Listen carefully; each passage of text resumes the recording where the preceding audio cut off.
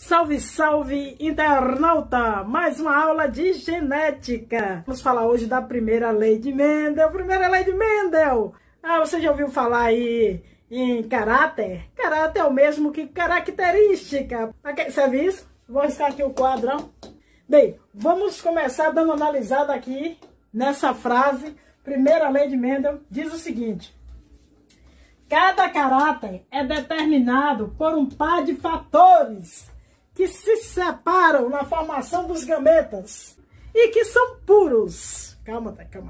Gente, por caráter, Mendel quis dizer que ele estava analisando as características herdáveis. Por exemplo, se a gente for pensar em pessoas como eu, por exemplo, característica cor de pele, cor dos olhos, entendeu? Como é o esquema?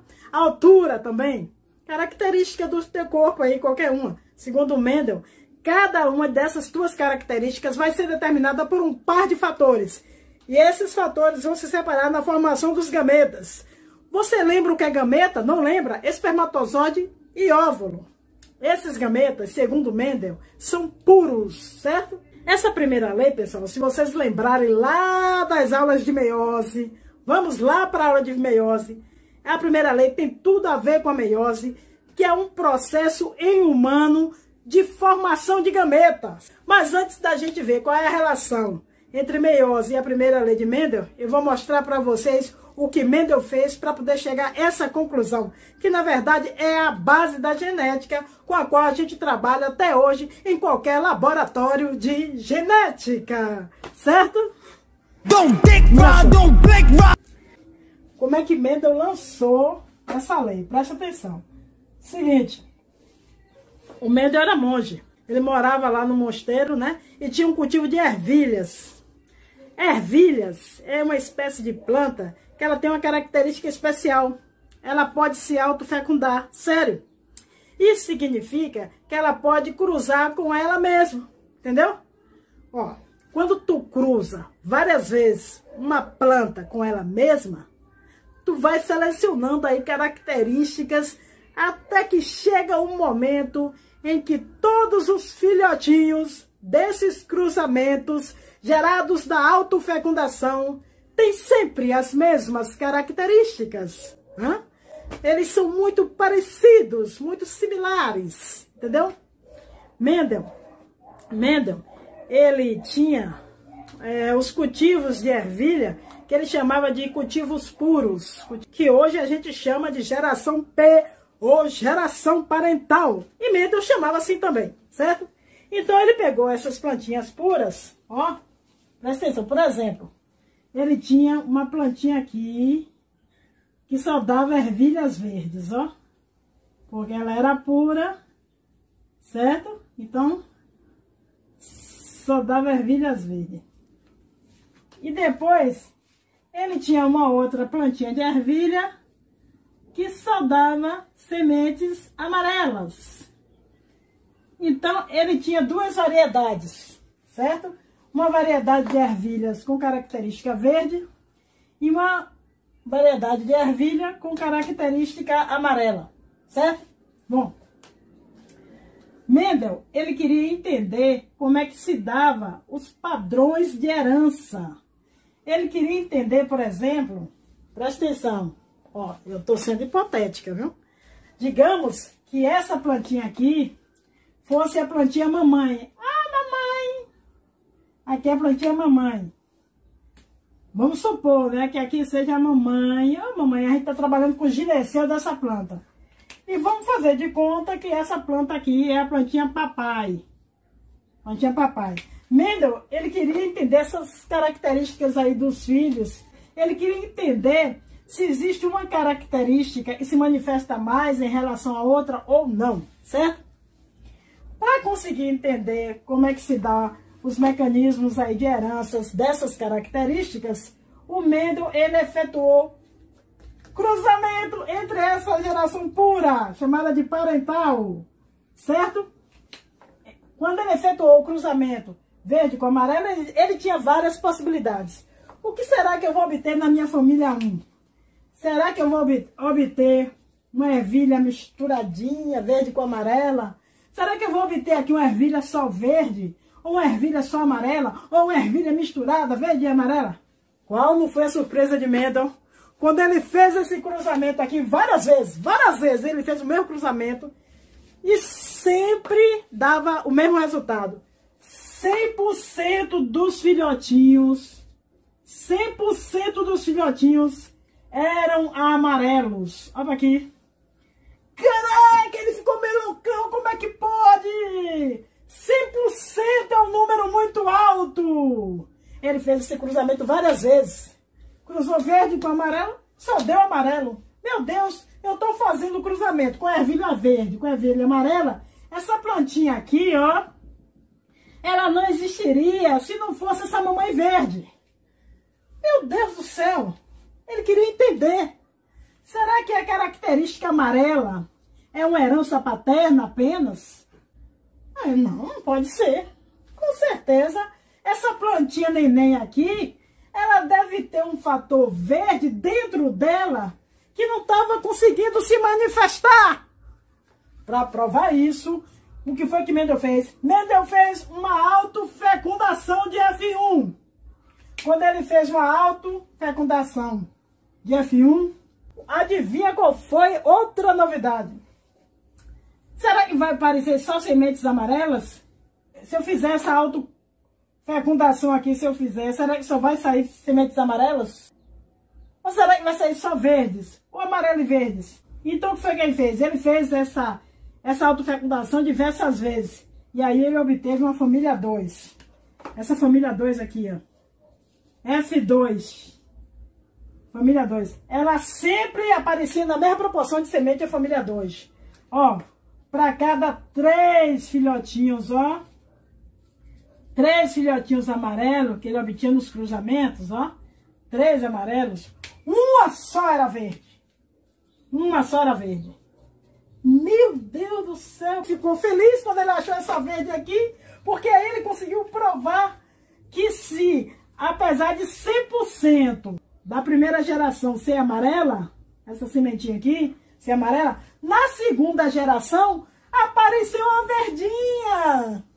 Olha, então realmente essa amarela aqui, ela tinha uma característica materna dentro dela, certo? Então, o que foi que ele conseguiu inferir a partir daí? Que as características, que ele está analisando a cor da semente, amarela e verde, que as características, elas são herdadas por organismos, por um par de fatores. Ou seja, essa ervilha aqui, para nascer, ela precisou de um fator da mãe e um fator do pai, senão não aparecia esse verde aqui. E o fator do pai, neste caso aqui, foi dominante em relação ao fator da mamãezinha, entendeu? Opa, dominante? Eu tenho certeza que vocês já ouviram falar aí em dominante, recessivo. Nunca ouviram falar nessa palavra dominante, recessivo? Sério? Dominante, recessivo? Pois é, então vamos ver o que é isso aqui, ó. Dominante. O que significa dominante? Que miséria é essa aqui, dominante? E o que é recessivo? O que é recessivo e o que é dominante? Gente, significa dizer o seguinte: se é dominante é porque ele se manifesta preferencialmente em relação a outra característica. Nesse caso aqui, a característica dominante foi a amarela. Porque para formar essa plantinha aqui da geração F1, eu usei um fator materno e um fator paterno. Só que quem se manifestou foi o fator paterno, que codificava a produção de pigmento amarelo. Ou seja, para Mendel, a cor amarela era dominante em relação à cor verde, certo?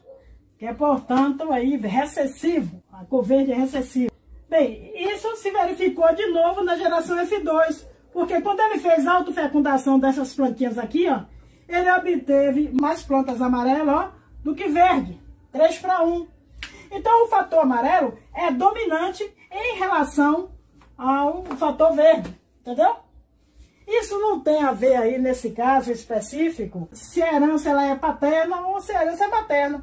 Porque depois ele efetuou esse cruzamento aí várias vezes, daí com ervilhas papai verde, ervilhas mamãe amarela, e ele obteve sempre os mesmos resultados. Então ele viu que essas características aí, elas são sempre assim mesmo. O amarelo, ele vai ser dominante em relação ao verde, independente se for a mãe ou se for o pai que está mandando esse fator. Entendeu, direito? Calma. Com base nisso, ele escreveu a primeira lei de Mendel, com base nisso aqui, que a gente viu no início da aula.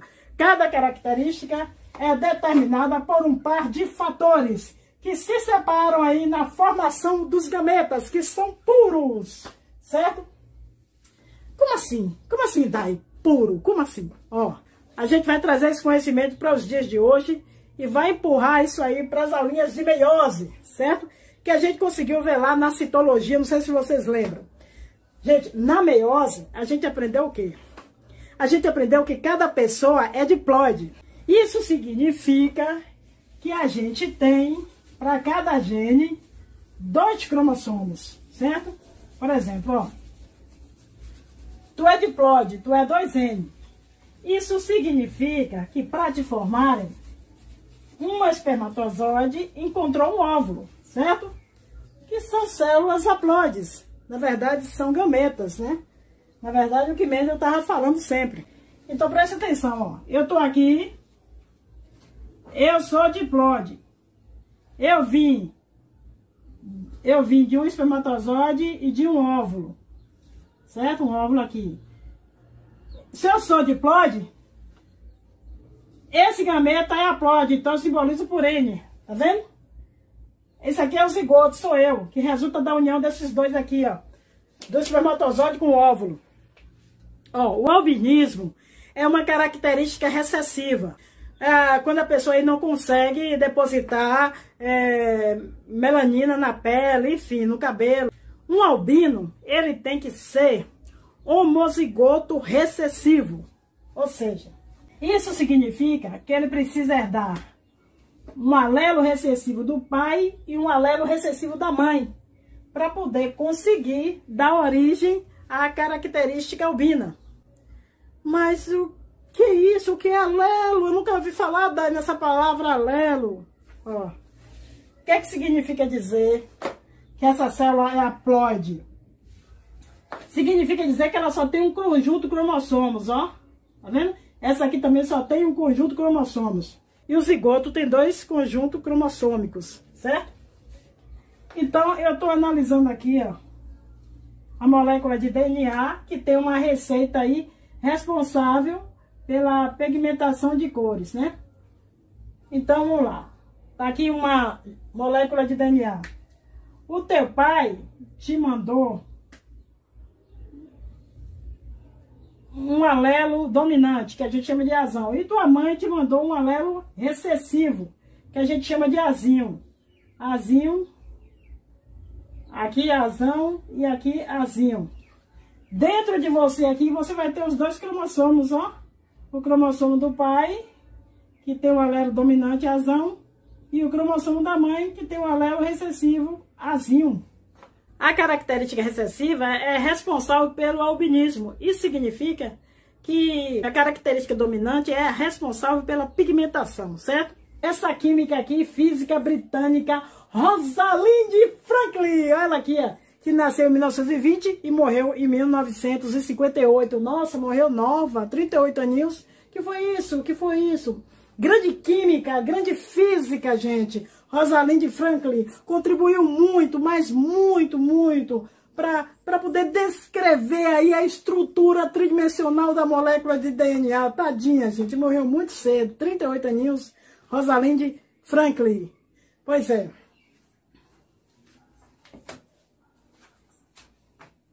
Cientista formidável, Rosalind Franklin. Morreu muito cedo, morreu infelizmente, morreu muito cedo, 38 anos. A dupla hélice, como a apresentação aí do DNA, a dupla hélice, é uma das imagens mais conhecidas, produzidas aí pela ciência do século XX. A descoberta da estrutura da molécula ocorreu em 1953. Pois é, em boa parte, graças a quem? Graças a quem? Ao trabalho da biofísica Rosalind Franklin. Nunca mais se esqueça deste nome, Rosalind Franklin, que usou a técnica de difração de raio-x, para poder obter a imagem, gente. Para obter a imagem. A história aí, gente. Poxa, que coisa linda. Muito conhecida ela aí na história aí da ciência. Olha, Francis Crick e James Watson usaram os dados de Rosalind, usaram os dados dela, sem o conhecimento dela e sem a aprovação dela. E escreveram até um artigo pioneiro em 1953, publicado na revista Nature. Pois é, poxa, que isso, Watson e Crick, nossa, coisas da ciência que infelizmente não existem. Esses dois aí foram, na verdade, desonestos, né? Apesar de contribuírem muito aí para a evolução da ciência, né? Aos estudos aí do DNA. Mas eles também agiram de má fé em relação aí a Rosalind Franklin, usando os dados aí da grande física, grande química, Rosalind Franklin, sem consultá-la. Isso não pode! Isso não pode! Mas agora você já está sabendo que ela existe e que ela foi a responsável pela estrutura aí, pela imagem do DNA. Entendeu, minha gente? Machismo ridículo, né? Que ainda impera em nossa sociedade até hoje. Mas enfim, deixa quieto.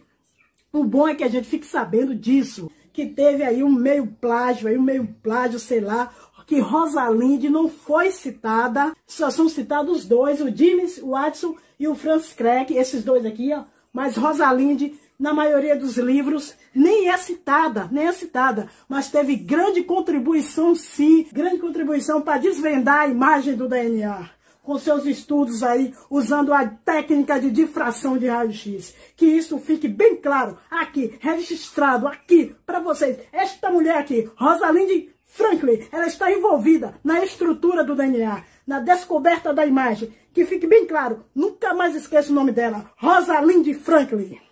Viu, seu Watson? Viu, seu Crick? Passado esse período de nervosismo, né, que tem essas coisas assim que eu não suporto, conforme os estudos nessa área foram evoluindo, descobriu-se que os fatores genéticos propostos por Mendel eram, na verdade, segmentos do DNA que carregam aí informações capazes de condicionar as características dos indivíduos. Esses segmentos de DNA foram então chamados de genes. Então, o que são genes? Genes são segmentos de DNA capazes de condicionar as características dos indivíduos. Certo, gente? São as unidades fundamentais da hereditariedade, os genes, unidades fundamentais da hereditariedade. Os genes estão localizados nos cromossomos em organismos diploides. Durante o processo de divisão celular, os cromossomos se organizam aos pares. Um cromossomo vindo da parte masculina e o outro da parte feminina. Cada par é chamado cromossomos homólogos. Para cada característica, existe uma mesma região específica nos pares de cromossomos homólogos, em que se localiza o quê? Os genes, que vai determinar essa característica, certo? Esses genes são denominados alelos. Alelos, lembra de paralelo? Paralelo é assim, né? Ocupa o mesmo locus gênico, a mesma posição. Por que lembrei de paralelo com alelo? Deixa lá. Esses genes são denominados alelos e podem existir sob diferentes formas. Os alelos podem ser dominantes ou recessivos. Eu tenho dito isto aqui sempre, dominantes e recessivos. Como é que pode ser os alelos? Os alelos podem ser dominantes e recessivos.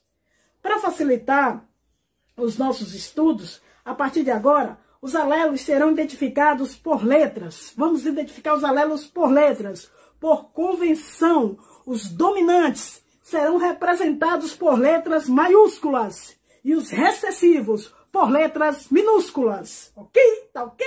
Vem Bolsonaro. Eita. Tá certo, companheiro? Não, companheiro é Lula.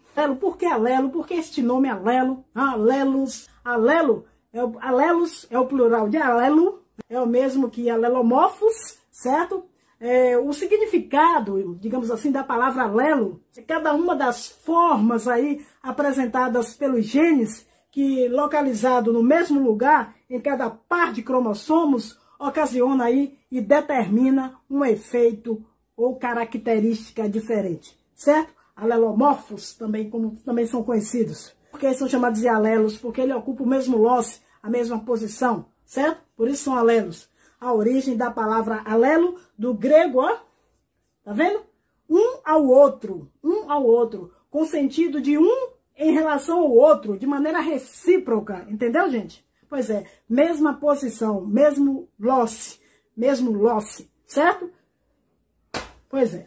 Então, por favor, viu, gente, não esqueça da contribuição da química e biofísica Rosalind Franklin, na descrição da estrutura tridimensional aí da molécula de DNA. Mas você já falou isso, Dai? Mas estou falando de novo. Foi Rosalind Franklin quem fez a imagem da molécula de DNA, utilizada por Watson e Crick para a formulação do modelo estrutural do DNA.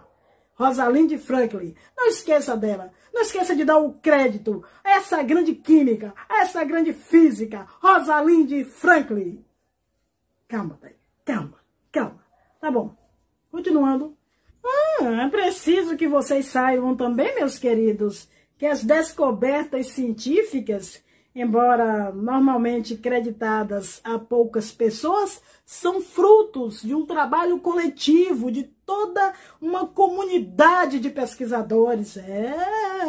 Pequenos avanços nas ciências da natureza poderão levar, eventualmente, a grandes descobertas. Pois é, a valorização dos conhecimentos historicamente construídos é de uma importância que vocês não devem esquecer. Não esqueça, por favor, os genes, que são segmentos de DNA, mas a maior parte do DNA não é composta por genes. A maior parte da molécula de DNA não é composta por gene, tá ok? Ela não carrega informações hereditárias, a maior parte. As possíveis funções aí dessas regiões ainda não foram totalmente elucidadas, mas sabe-se que parte delas está associada aí a alguma forma de atividade bioquímica, tá ok? Então, a molécula de DNA não é só gene, pelo amor de Deus. A maior parte dela não é nem gene. A maior parte dela está associada a atividades bioquímicas. E aí os cientistas ainda não elucidaram totalmente, né? Não elucidaram totalmente as funções dessas regiões, tá bom? Era isso que eu tinha para dizer para vocês. Mas eu, observando aí, li em algum lugar que algumas regiões da molécula de DNA têm funções regulatórias associadas aí à duplicação de DNA. Olha que legal. A molécula de DNA tem história. Pois é, então a gente já conhece os alelos. Vamos retomar os experimentos de Mendel com as ervilhas de jardim, piso sativo. Dizemos que o gene para a altura nessas plantas tem dois alelos. Um para a característica ser alta e o outro para a característica ser anã. Neste caso, o alelo para plantas altas é considerada dominante. Então, o alelo para plantas altas, dominante. O alelo para plantas anãs, recessivo, desinho, tá? E o outro, desão. Em primeiro momento, Mendel realizou aí o cruzamento entre plantas altas. Considere que essas plantas eram puras para essas características, plantas altas, tá? Plantas altas, puras, 100% puras. Então, apresentava dois alelos dominantes, desão, desão. Dois alelos iguais, desão, desão. Plantas puras. E que as plantas anãs também eram puras. Aí, dois alelos recessivos, desinho, desinho. Tá vendo? Iguais, alelos iguais, puros. Aí, Mendel fez esse cruzamento das plantas altas puras com as plantas anãs puras. Na produção de gametas, por meiose, os alelos dos cromossomos de um par se separam, indo cada um para um dos gametas. Ou seja, plantas com alelos iguais só produzem um tipo de gameta. Em nosso exemplo aqui, ó, plantas altas puras só produzem gametas com alelo desão. Não produz gameta com alelo desinho, só produz desão porque só tem desão. Planta alta pura só tem desão, então só produz esse tipo de alelo desão. As plantas anãs puras só produzem gametas com alelo desinho. Então, logo na fecundação entre gametas de plantas altas e plantas anãs, o zigoto formado apresentam os dois alelos, desão e desinho. Como o alelo D é dominante, todas as ervilhas de jardim resultante aí desse primeiro cruzamento são plantas altas. Desão, desinho. Ah, mas tem desinho, como é que é alta? Porque essa característica alta, ela é dominante. Basta ter um D, um desão. Pode estar DD, desão, desão, ou desão, desinho. Pode estar em homozigose ou heterozigose. Ela vai dominar do mesmo jeito. Se tiver desão no meio. Então, no segundo momento, o que foi que Mendel fez? Ele realizou cruzamento entre as plantas altas obtidas do primeiro cruzamento. Como agora elas já não são puras, ó, tem alelos diferentes, tá vendo? Desão, desinho. Essas plantas vão produzir tanto gametas com alelo desão, quanto gametas com alelo desinho. Assim, minha gente, na fecundação, um gameta com alelo desão pode se unir a outro gameta com alelo desão, resultando uma planta alta pura, desão, desão.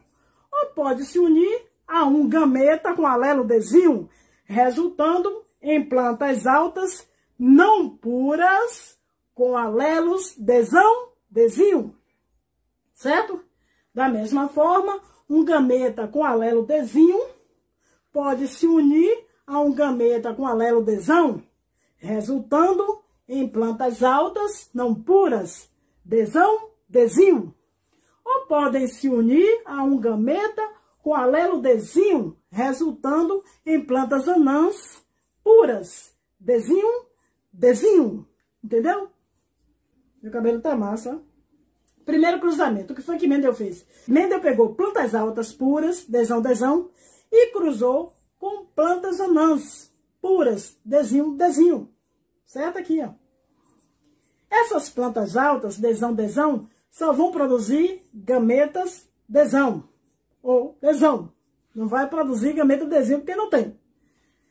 E essas plantas anãs vão produzir gametas desinho, desinho, que é o que elas têm.